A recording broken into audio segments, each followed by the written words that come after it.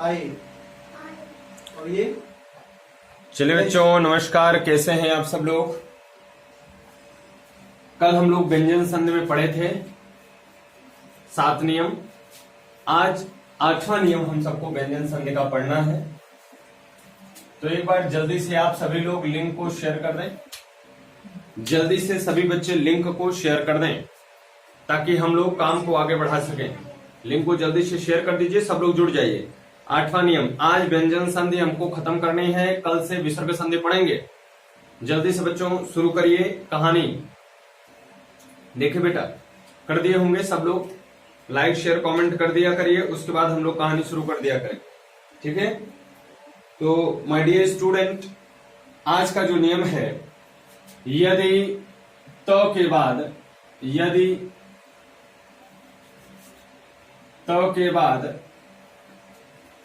हो, यदि तो के बाद हो आए तो का द तथा हो का ध हो जाता है।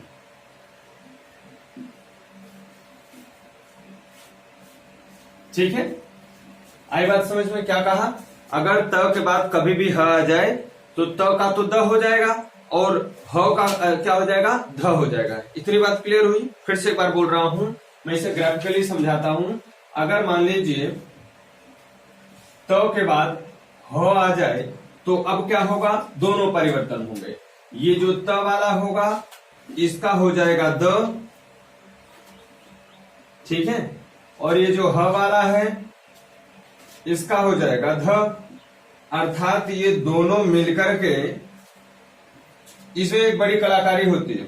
ये दोनों, ये आधा है लेकिन ये पूरा होकर इसे नीचे लगा लेता है, तो ये बनेगा क्या, ध। ठीक है, ये बनके तैयार होगा मेरे प्यारे बच्चों। समझ में आया। तो जगह अगर हम लोग यहां से देखें, जैसे हमने एक शब्द आपके लिए लिखा, मैंने लिखा तत् धन हित,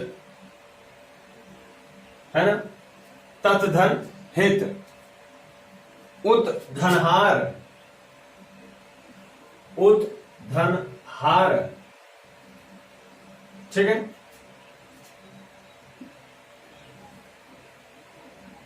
तत् धन हृत, ठीक है।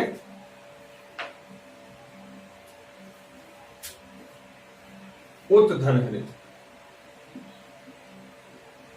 उत धन हत, ठीक है जी। ये कुछ शब्द हैं प्यारे बच्चों, ये कुछ शब्द हैं, विच्छेद हैं, इन्हें हम लोग बनाते हैं। आइए, तो यहां पे हमने कहा कि त के स्थान पे द हो जाएगा, ठीक है, और ह के स्थान पे क्या हो जाएगा, ध हो जाएगा। तो ये दोनों मिलकर के क्या बनाएंगे, ध, ठीक है। क्लियर है ना, बोले जाकर, ठीक है। तो ये त यहां से और यहां से हो, जब दोनों मिलेंगे तो क्या बनाएंगे, ध। इसमें संयुक्त अक्षर होगा तो छोटी की मात्रा इनके पहले, तो बनेगा तद्धित। क्या बनेगा, तद्धित, ठीक है। क्लियर है ना। अब यहां पे देखिए क्या है, त है ना, और यहां पे क्या है, ह है ना। ये दोनों मिलेगा तो क्या बनाएगा, ध, ठीक है, बनाएगा, ध बनाएगा। अब यहां से ये गायब, यहां से ये गायब, और दोनों की जगह पे क्या आया, उद्धार। क्या बना, उद्धार। क्या बना भाई, उद्धार। हाँ, यहां से क्या है, त है, और यहां से क्या है, ह है। ये दोनों मिलकर के क्या बनाएंगे, ध। क्या बनाएंगे, ध। देख नहीं रहे हो भैया। और यहां पे लगे एक मात्रा लगा देंगे, ठीक है। यहां से क्या बन जाएगा, उ, और ये क्या है, ध, और यहां पे तो बनेगा उद्धृत, ठीक है। क्लियर है ना। क्या बना, उद्धृत। क्या बना, बोलिए, उद्धृत। ठीक है भाई। अब आप सब भी ध्यान दें, यहाँ पे फिर से त और यहां से फिर से ह, और ये दोनों मिलकर के क्या बनाएगा, ध। तो इसे हम जब बनाएंगे तो बनेगा हमारा उद्धत। क्या बनेगा बच्चों, उद्धत। ठीक है, क्या बनेगा, उद्धत। बोल के बताइए जरा, उद्धत। ठीक है, इसे आप लोग एक बार नोट करें।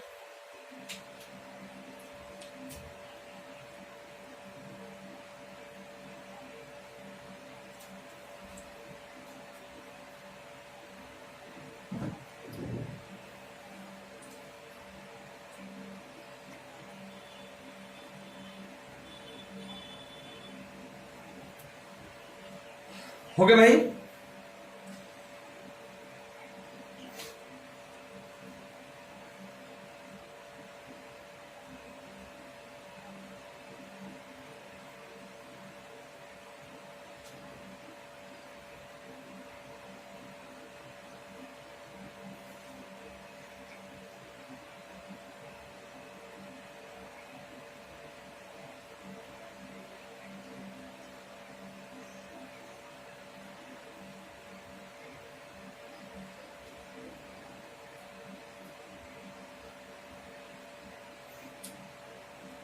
चलिए बच्चों, अगला नियम देखते हैं।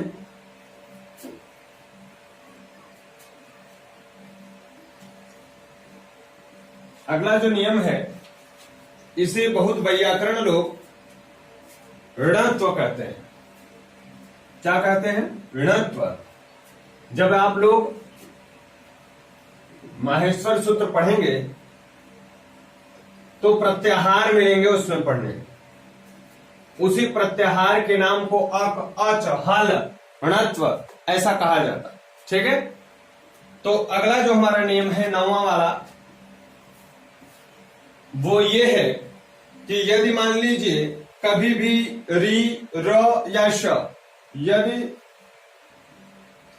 री, र, श के बाद न आए, न आए तो न का परिवर्तन, न का परिवर्तन ण में हो जाता है, न में हो जाता। ठीक है, न का परिवर्तन किसमें हो जाएगा, ऋण में हो जाएगा। ठीक है, न का परिवर्तन ऋण में हो जाएगा। देखिए जैसे हमने ये कहा, री आ जाए, र आ जाए, श आ जाए, और इनके बाद आपको क्या देखने को मिल जाए, री, र और श के बाद आपको क्या देखने को मिल जाए भैया, न देखने को मिल जाए। क्या देखने को मिले, न। तो कुछ भी नहीं होगा, इनके साथ कोई दिक्कत नहीं है, इनका परिवर्तन हो जाएगा। ये जो न है ये किस में बदल जाएंगे, ण में। ठीक है, किस में बदल जाएंगे, ऋण में। बोलिए, ऋण में बदल जाएंगे। क्लियर है। जैसे हमने यहां पर एक शब्द आपको समझाने के लिए लिखा, ये नियम है, इधर आप नियम लिखते जाइए। जैसे हमने लिखा प्र, धन, मान। ठीक है, परि, धन, नाम। ठीक है,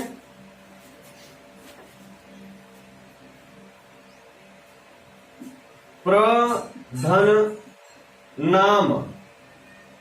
ठीक है, री, धन, न। ठीक है, राम, धन, अयन। ठीक है, भूष, धन, अन। अब ऐसे बहुत सारे हैं, अब आप इसे समझिए पहले। देखिए यहां पर प्र लिखा गया ना, प्र है तो इसका मतलब यहां पर र मिल रहा है और यहां पे मां न मिल रहा है। अब याद रखिए कि जरूरी नहीं है कि ये वाला जो न है वो सामने ही हो, वो कहीं भी हो सकता है, चाहे वो शुरू में हो, चाहे वो बीच में हो, चाहे वो अंत में हो, चाहे वो शुरू में हो, चाहे वो बीच में हो, चाहे वो अंत में हो। ठीक है ना, तीनों जगह में से कहीं भी हो सकता है। अगर कहीं भी होगा तो वो न ण में परिवर्तन होना ही होना है, यदि वो किसके सामने आए, री र श के सामने आए। क्लियर हो गई हमारी बात। यहां पे देखिए र आया मतलब र के सामने आया, लेकिन यहाँ पे न आया है तो ये न परिवर्तित होगा किसमें, न में, तो बनेगा क्या, प्रमाण। क्या बनेगा, प्रमाण। ठीक है, जैसे यहां लिखा परि, अब यहाँ पे री आया, अब यहाँ पे क्या आया, न आया, तो री न मिलेगा तो क्या बनेगा, ण बनेगा, तो क्या बनाएंगे हम, परिणाम। ठीक है बेटा, ठीक है ना। यहां देखिए क्या लिखा, प्र, यहाँ पे नाम लिखा है, तो ये न किसमें परिवर्तित हो जाएगा, ण में हो जाएगा, तो क्या बनेगा, प्रणाम। क्या बनेगा, प्रणाम। ठीक है ना, क्लियर। री धन न, अब यहाँ पर री आया और यहाँ पे न आया, तो दोनों मिलकर के क्या बनाएंगे, ऋण। ठीक है, क्या बनाएंगे, ऋण। क्लियर हो रहा भैया आप सबका भी ना। देखिए 2-2 3-3 जगह क्लासेस चल रही हैं एक साथ, तो आप सब लोग ध्यान दीजिए, अच्छे से ध्यान देते रहे। नहीं आ रहा तो कमेंट कीजिए। राम धन अयन, तो अ और अ मिलकर तो पहले आ बना देगा, और ये न है तो क्या हो जाएगा, ण हो जाएगा। हो जाएगा कि नहीं, तो क्या हो जाएगा पूरा, रामायण। रामायण। ठीक है, क्लियर हो रही है हमारी बात। इसे आप लोग जल्दी से कॉपी करें।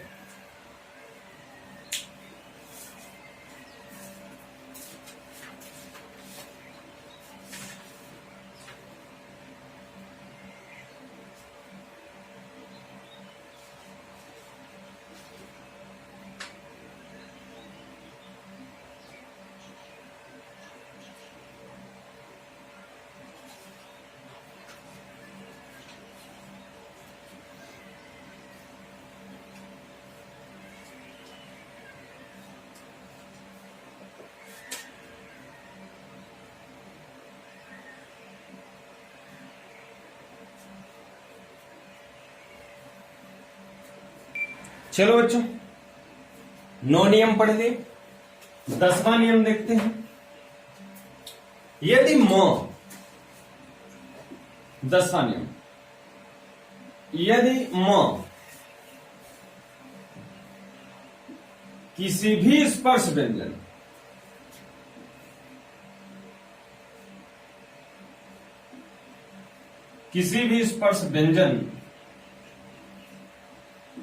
से मिले स्पर्श व्यंजन जान रहे हो ना। यदि म किसी भी स्पर्श व्यंजन से मिले, तो स्पर्श व्यंजन कितने लोग जानते हैं, जल्दी से बताओ, कहां से कहां तक है स्पर्श व्यंजन, बोलिए जल्दी बताओ भाई, स्पर्श व्यंजन कहां से कहां तक है। कुछ बच्चे कह रहे हैं क से ज्ञ तक, नहीं, क से ज्ञ तक नहीं, क से म तक। तो म किसी भी स्पर्श व्यंजन से मिले तो उसी वर्ग के, तो वह उसी वर्ग के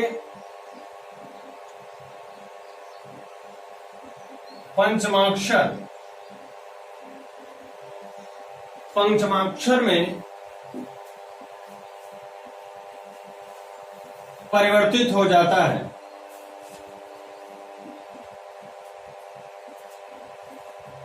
ठीक है, उसी वर्ग के पंचमाक्षर में परिवर्तित हो जाता है।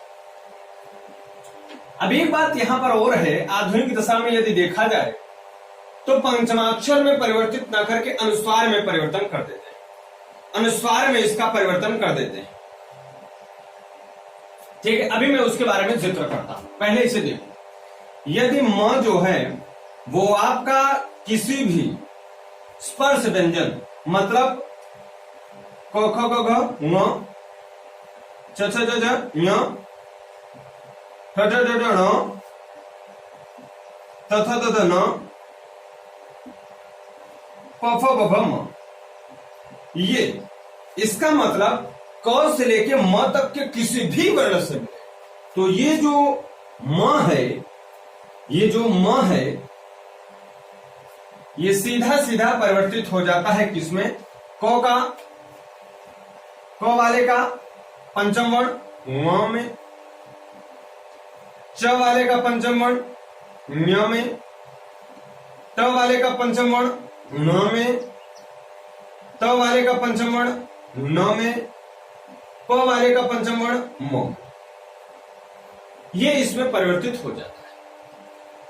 परंतु अगर हम आधुनिक दशा में देखें तो सुविधा के लिए नोट यहां पर बना करके लिखिए।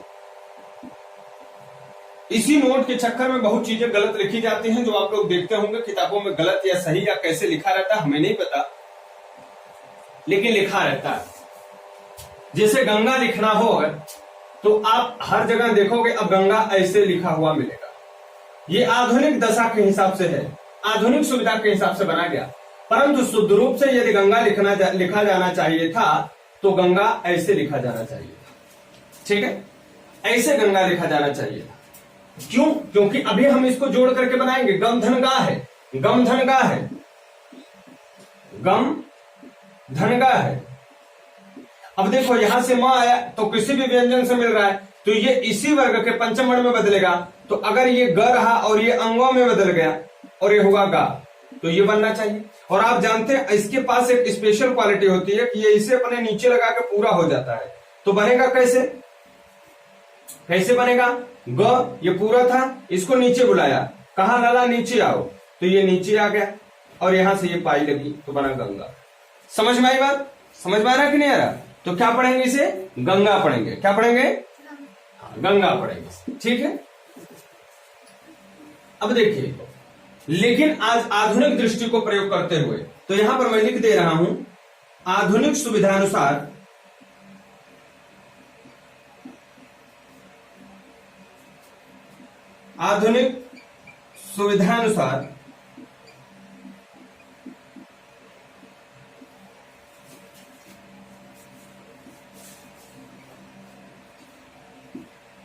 आजकल पंचमाक्षर के जगह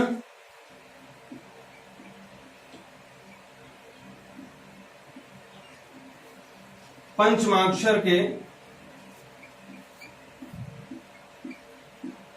स्थान पर अनुस्वार अर्थात अंक की मात्रा अनुस्वार का प्रयोग किया जाता है। प्रयोग किया जाता है।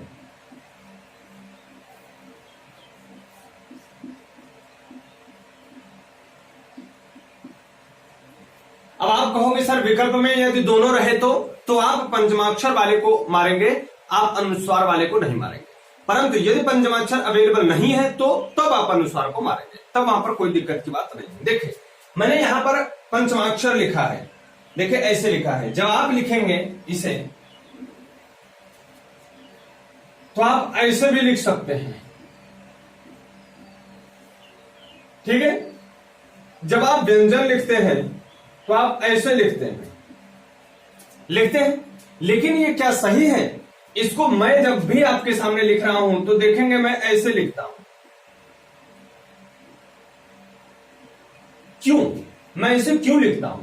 क्योंकि इसका अगर मैं विच्छेद करूं तो बनेगा पंचम पम धनचम, धन अक्षर बनेगा। अब देखिए यहां पर म आया है ना, यहां पे च आया, किसी भी वर्ग से मिले तो ये तो म इसी वर्ग के पंचम वर्ण में चला जाएगा। तो च का पंचम वर्ण क्या होता है? य होता है कि नहीं? अब जब ये आधा था तो ये भी आधा बनाएगा। अब जरा इन दोनों को जोड़िए, प और ये हटा यहां से तो क्या बचा? य, और यहां से क्या बचा? चम। तो क्या बना? पंचम बना कि नहीं? और पंचम में जब ये अक्षर जुड़ा तो दीर्घ संधि हुई, अ और अ जुड़ा तो बनाया क्या? अ बनाया, तो ये क्या हुआ? पंचमाक्षर। बोली बात समझ में आ रही है ना? ऐसे जाकर के इनका बनाया जाता है। क्लियर है हमारी बात? क्लियर है? तो ये क्या बनेगा? पंचमाक्षर। क्या बनेगा? हाँ, पंचमाक्षर बन के तैयार हुआ। अब इसे आप लोग एक बार लिखे, कुछ उदाहरण और लिखते हैं। जैसे हमने लिखा समधन कलन, पहले आप देख लें तब लिखें। समधन कलन ना, समधन कलन। जैसे हमने लिखा समधन पूर्ण, समधन पूर्ण। अब आइए जरा समझें, यहां पर देखें म है, किसी भी स्पर्श व्यंजन से मेरे क मिल रहा, इसे हटाएंगे। ये यहां पे सॉरी, इसे हटाएंगे नहीं, ये तो अपनी जगह पर रहेगा। इस म का परिवर्तन हो जाएगा किसमें, इसके पंचम वर्ण में, अर्थात म। अब इसे लिखेंगे तो कैसे लिखेंगे, संकलन, या आप इसे ऐसे लिखेंगे, या आधुनिक दृष्टि जो आपकी किताबों में लिखा हुआ मिलेगा, अंक मात्रा लगा दी, इसी म का क्या हो जाएगा, अनुस्वार हो जाएगा, तो क्या लिखेंगे, संकलन। क्लियर हुई भैया, बात क्लियर हुई। अब ऐसे यहां पे आइए, ये देखिए म है, तो ये म है तो अपने आप के इसी वर्ण के, इसी पावर के पंचम वर्ण में जाएगा, अर्थात म में परिवर्तन होगा। तो इसे हम क्या कर सकते हैं, कैसे लिखेंगे, स, अब ये म गायब हुआ, इसमें परिवर्तन हुआ, आधा म पूर्ण बन गया संपूर्ण, ठीक। लेकिन आधुनिक दृष्टि में ये कैसे लिखा जाएगा, संपूर्ण, अनुस्वार लगा के लिखा जाता है। क्लियर हुई बात हमारी, इसे आप सब जल्दी से लिखें, समझ आ रहा है ना।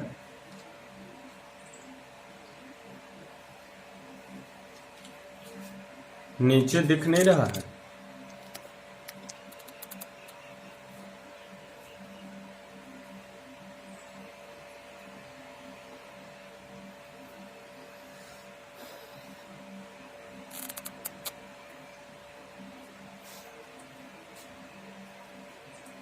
हो गया बच्चों।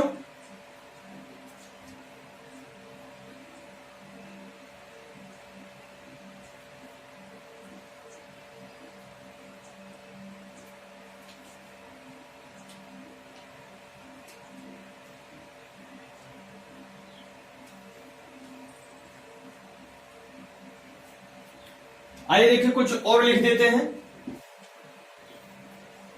कुछ और शब्द आपके सामने लिख देते हैं, जरा उसे किया जाए। ये परीक्षाओं में बहुत पूछा गया है और ये अक्सर गलती होती है।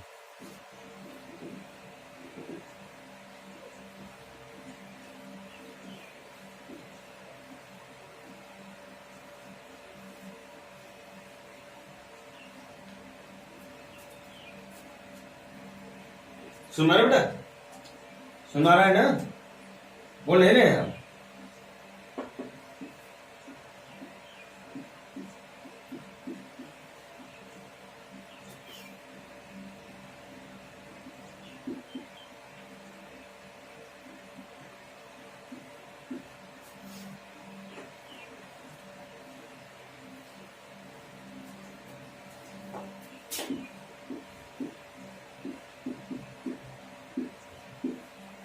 से लिखें और इसे आप लोग बनाएं।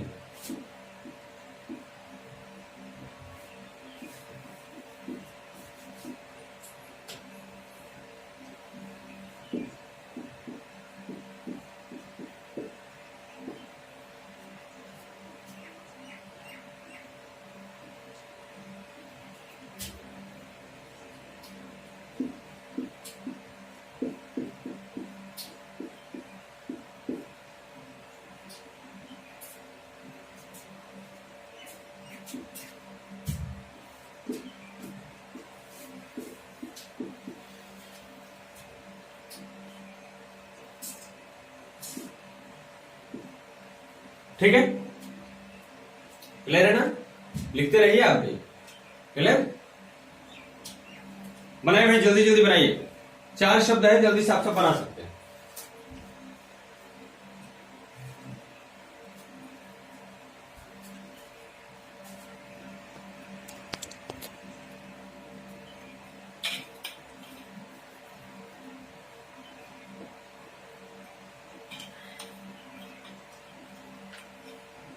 जल्दी जल्दी कीजिए।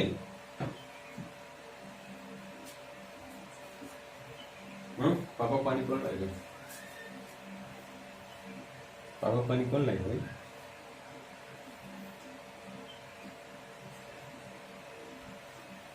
चलिए भाई, बन गया आप सबका। आइए देखते हैं, समधन बंधी है, इसे काट दीजिए, आधा में बनाएगा, बनेगा संबंधी। ठीक है, संबंधी, ये म है, यहां से जाएगा च का पंचम अक्षर, यहां आएगा तो क्या बनाएगा, संचय।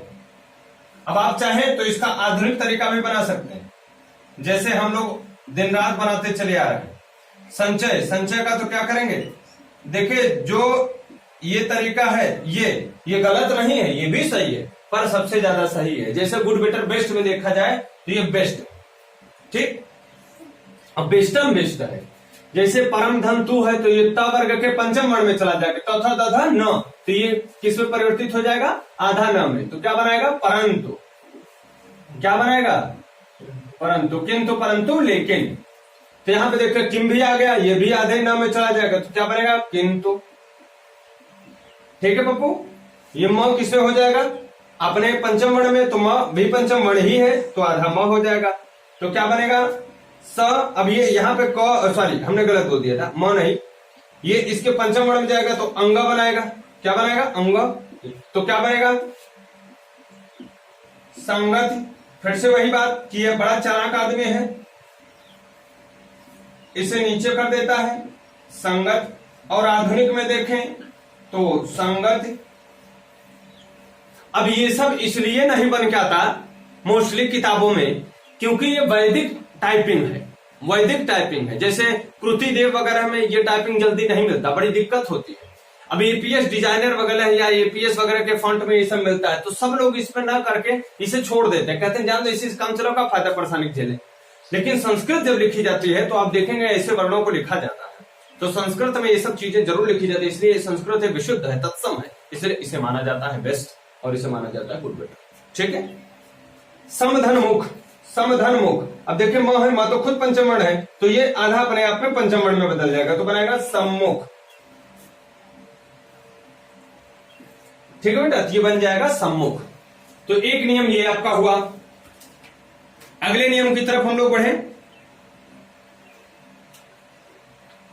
ठीक, अब देखिए कुछ लोग ये कहते हैं, कुछ नियम ये आता है कि यदि म के बाद म आए तो कोई परिवर्तन नहीं होता, म के बाद म आए तो कोई परिवर्तन नहीं। काहे परिवर्तन नहीं होता, म के बाद म आए तो परिवर्तन होता है, म का म में ही परिवर्तन हो जाता है ना। जैसे यहाँ पे देखो सम के बाद म के बाद म तो आया, तो क्या इसका परिवर्तन ही नहीं हुआ, किसमें, ये वाले म का ये पंचम वर्ण में क्या, क्योंकि ये भी पंचम वर्ण ही है, इसलिए व्याकरण लोग कहते हैं कि म के बाद यदि म आए तो कोई परिवर्तन नहीं होता। ठीक है, जैसे सम्मति है, सम्मुख है ना, ये सभी चीजें हैं। समझ आई बात।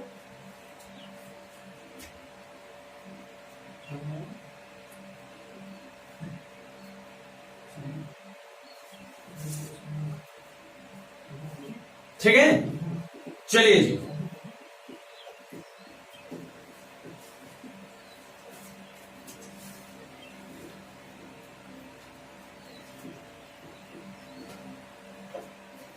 अब इस व्यंजन संधि का आखिरी नियम, और व्यंजन संधि समाप्त हो जाएगी, उसके बाद हम लोग विसर्ग संधि पढ़ेंगे। और जैसे मैं स्क्रीन पर आप सबको, डिजिटल स्क्रीन पर आप सबको क्वेश्चन कराता हूं जिसमें मेरा चेहरा नहीं दिखता है, वैसे ही इसकी प्रैक्टिस भी आपको करा देंगे। ठीक है, प्रैक्टिस सेशन थोड़े बड़े हो सकता है 1 घंटा का हो जाए, तो घबराना मत, जितने भी घंटा का होगा आप लोग उसे लिखना। ठीक, तो अंतिम नियम ये है, यदि ये कौन सा नियम भैया, 11वां, यदि स कौन वाला, 3 सा आपको बताया था, एक ये बताया था, एक ये बताया था और एक ये बताया था। इसे कौन सा स कहते हैं, दंत। इसे क्या कहते हैं, तालव्य या तालु। और इसे क्या कहते हैं, मूर्धा।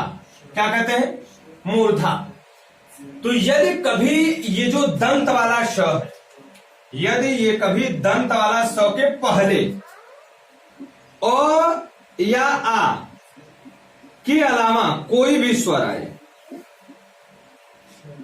कोई भी स्वर आए, लेकिन अ या आ न आए,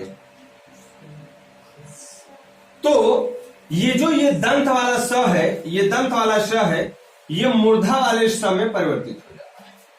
जो दंत वाला स है वो मूर्धा वाले स में परिवर्तित हो जाता है। क्लियर हुई हमारी बात। अब मैं इसी चीज को लिख देता हूं, बिल्कुल। यदि स से पहले, यदि स से पहले, आधा है तो आधा, पूरा है तो पूरा, यदि स से पहले अ आ से भिन्न स्वर आए तो स का परिवर्तन श में हो जाता है।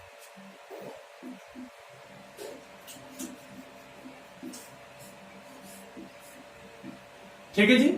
स से पहले अगर अ या आ से भिन्न कोई भी स्वर आए तो स का परिवर्तन श में हो जाता है। ये हमारी कहानी है। ठीक है। अब अगर कुछ उदाहरण देख ले तो मजा ही आ जाए, है ना। जैसे हमने लिखा वि धनशम, है ना। वि धनषाद, है ना।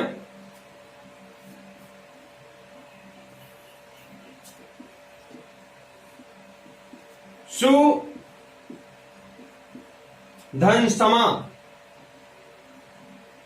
है ना। ये मान लीजिए तीन शब्द हमने, तीन विच्छेद हमने लिख दिए। ठीक है। ऐसे भी धनशय, ऊपर दिख रहा है सर, ये सब हमने लिख दिया। कैसे बनाओगे? देखो, ये स के पहले अगर हम देखें, इसको निकालेंगे तो छोटा ऊ आ रहा है, इसको निकालेंगे तो ह्रस्व ई है, इसको करेंगे तो ह्रस्व ई है, इसको भी करेंगे तो ह्रस्व ई है। इसका मतलब स के पहले अ या आ नहीं आ रहा है, अ या आ नहीं आ रहा है, तो काम होगा। तो जो आप चाहते हैं वो होगा। क्या होगा कि ये वाला जो आपका श है, ये जो आपका स है, ये कुछ नहीं होगा, बस ये वाला श मूर्धन्य स में परिवर्तित हो जाएगा। मूर्धन्य स में क्या हो जाएगा? परिवर्तित हो जाएगा। बस इतना ही होगा। तो आइए जरा देखें कि ये क्या बनता है। जब हमने बी धन सय लिखा था तो बी धन सय, जब ये वाला स हटा ये आया तो ये बी में तो कुछ हुआ नहीं था, केवल स परिवर्तित हुआ था, तो बना विषय। ठीक है। यहां पर देखो बी धन सम लिखा गया है, स बी में तो कुछ हुआ नहीं, स में हुआ, श बन गया, तो बना क्या? विषम। ठीक है। यहां पर देखो ई है और ये स है, ये स तो कुछ नहीं हुआ, श में परिवर्तित, लेकिन ई के साथ तो कुछ नहीं हुआ, तो क्या हुआ बेटा? विषाद। यहां पर देखो सुधन समा है, तो क्या बनेगा? सुषमा। ठीक है। क्लियर हुई बात? तो इस प्रकार से यहां तक आपकी व्यंजन संधि समाप्त हो जाती है। ये हमारी व्यंजन संधि के पूरा नियम हो गए। अब हम लोग जो सीखेंगे वो सीखेंगे विसर्ग संधि। इसे आप लोग जल्दी से कॉपी करें, फिर हम आपको बताना शुरू करें।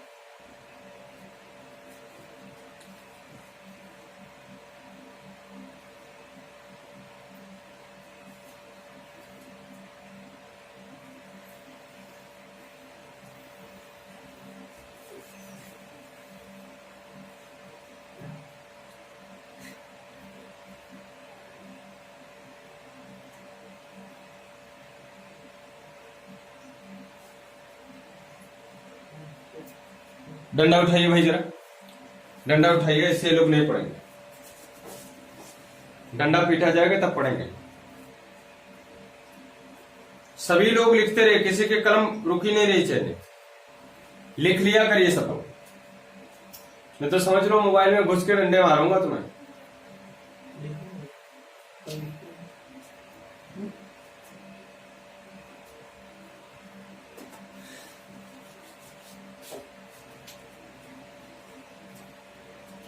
हो गए बच्चे?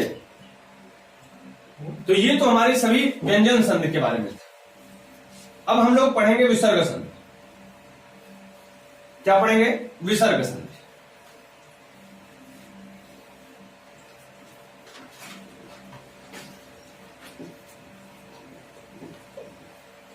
विसर्ग संधि क्या है, तो आपको पहले विसर्ग जानना पड़ेगा। हम जब आपको वर्णों वर्णमाला पढ़ा रहे थे तो अनुस्वार और विसर्ग अलग से बताए थे, क्योंकि अनुस्वार और विसर्ग उसकी श्रेणी से थोड़ा अलग होता है। ठीक है सर, अनुस्वार और विसर्ग उसकी श्रेणी से थोड़ा सा क्या होता है, अलग होता है। अब वो है क्या क्या उसे हम लोग देखें। तो आइए, अगला हमारी संधि है तीसरी संधि, विसर्ग संधि।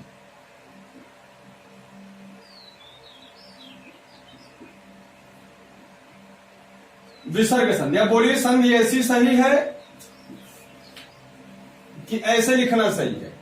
कौन सा सही है बताएं आप सब, पहला वाला या दूसरा वाला? कौन सा सही है, पहला वाला या दूसरा वाला? बोलो बच्चों, ये सही है या ये सही है? जियो चालाक बच्चों, दोनों सही है। ठीक है, दोनों सही है, ये आधुनिक दृष्टि से, ये सत्यता की दृष्टि से, तो दोनों सही है। तो अब हम लोग जो पढ़ेंगे वो क्या पढ़ेंगे, व्यंजन विसर्ग संधि। अब विसर्ग क्या होता है जरा इसे देखें। तो वर्णमाला में विसर्ग हमने किसे देखा था, वर्णमाला में विसर्ग हमने किसे देखा था बच्चों? विसर्ग हमने देखा था अह को, विसर्ग हमने देखा था अह को, और इसकी मात्रा जो होती है वो होती है बगल में 2 पॉइंट। ठीक है, ये बगल में 2 पॉइंट लगे होते हैं, यही इसकी मात्रा होती है। क्लियर है मेरे प्यारे बच्चों? इसकी जो बगल में दोनों बिंदियां लगी होती हैं, ये विसर्ग लगा हुआ है। यदि हम लिखना चाहें तो कुछ शब्द लिख सकते हैं, जैसे मैंने लिखा आशीषः, आशीषः,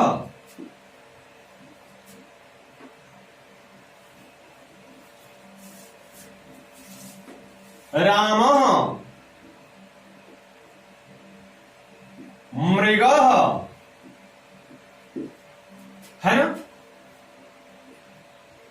कृष्णः।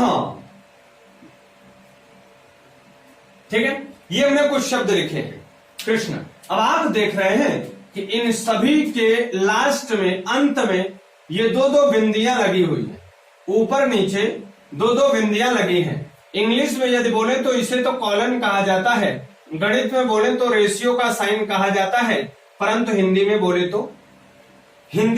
तो क्या कहा जाता है? इन्हीं सबको हिंदी में विसर्ग कहा जाता है। इन्हीं सबको हिंदी में क्या कहा जाता है बच्चों? विसर्ग कहा जाता है।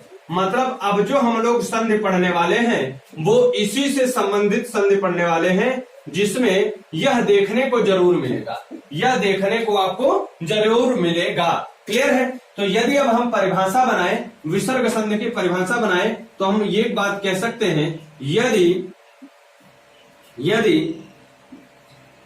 किसी व्यंजन, यदि किसी विसर्ग से कोई स्वर अथवा व्यंजन, कोई स्वर अथवा व्यंजन मिले तो उत्पन्न होने वाला विकार,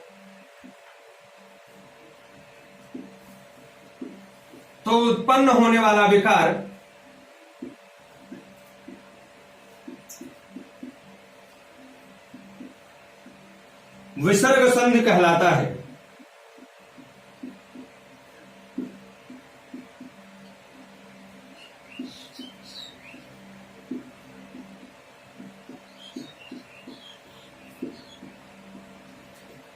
आई बात समझ में? एक बात याद रखें, किसी विसर्ग के बाद कोई स्वर अथवा व्यंजन, 2 ही चीज आएगा।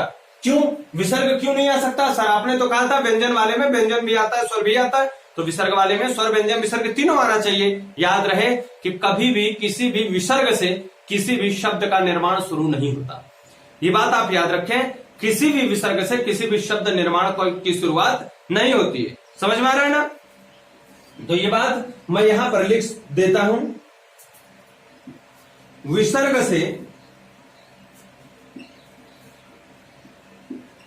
से किसी शब्द का शब्द निर्माण नहीं होता।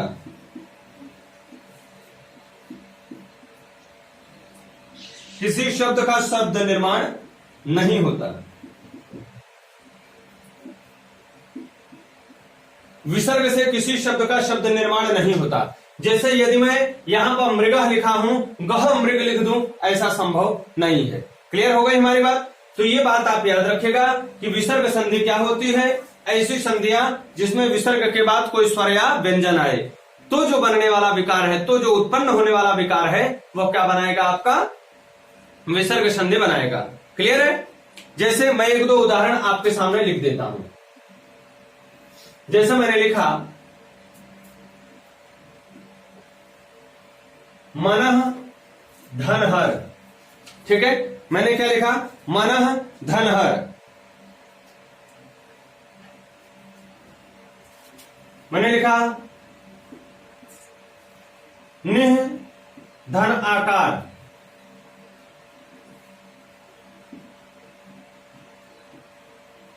ठीक है, मैंने लिखा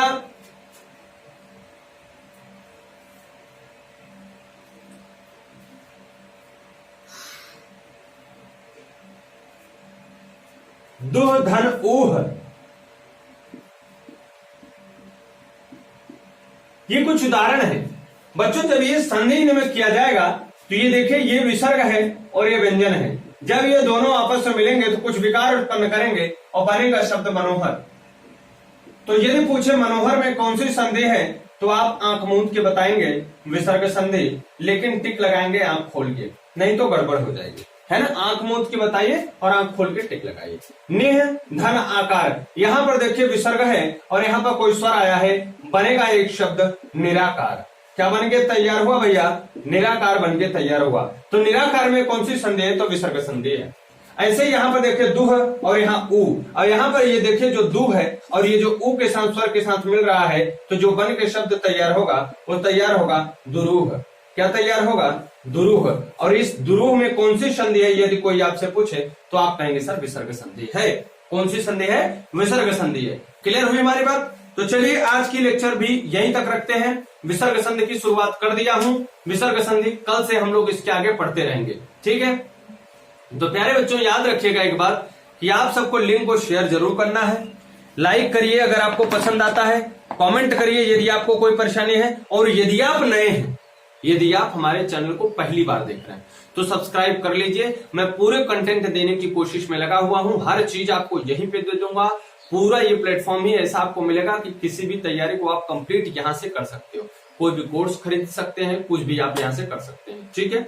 चाहे फ्री कोर्स में पढ़िए चाहे पेड कोर्स में पढ़िए, दोनों में आपको चीजें एकदम दमदार दूंगा। बस कुछ प्रॉब्लम्स ऐसी होती है जो पेड कोर्स में आपको स्पेशल मिलता है, फ्री कोर्स में कुछ कुछ कम मिलता है। फिर भी आप सबको मैं प्रैक्टिस सेट वगैरह सब कुछ देने की कोशिश में लगा रहता हूँ, सब कुछ आपको देता रहता हूँ। आप लोगों का बस एक ही काम है, शेयर करते रहिए, लाइक करते रहिए, प्रॉब्लम है कमेंट करिए और अपने दोस्तों के बीच में बताइए कि यहाँ पे आइए, आपको यहाँ पे हर चीजें मिलेंगी, कंप्लीट चीजें मिलेंगी, आपकी यहाँ से तैयारी अच्छी हो सकती है। यदि आपको ऐसा लगता है कि मैं आपका करा सकता हूँ तो वैसे नहीं, किसी को फालतू नहीं डाइवर्ट नहीं करना, बहकाना नहीं है किसी को, ठीक है ना। और आप आराम से सेफ रहिए, सुरक्षित रहिए। इसे खत्म कर लेंगे, विसर्ग संधि खत्म कर लेंगे, उसके आगे फिर कोई नया चैप्टर शुरू करेंगे, छंद वगैरह, क्योंकि अब आप वर्ण जान गए हो, ये संधियों के बारे में जान गए हो। अब जब हम छंद वगैरह शुरू करेंगे, अलंकार वगैरह शुरू करेंगे तो आपको बहुत बढ़िया समझ में आएगा, ठीक है। तो चलिए बच्चों, मिलते हैं आपसे कल इसी टाइम पर, इसी चैनल पर। तब तक ले लेते हैं विदा। Thank you, take care, bye.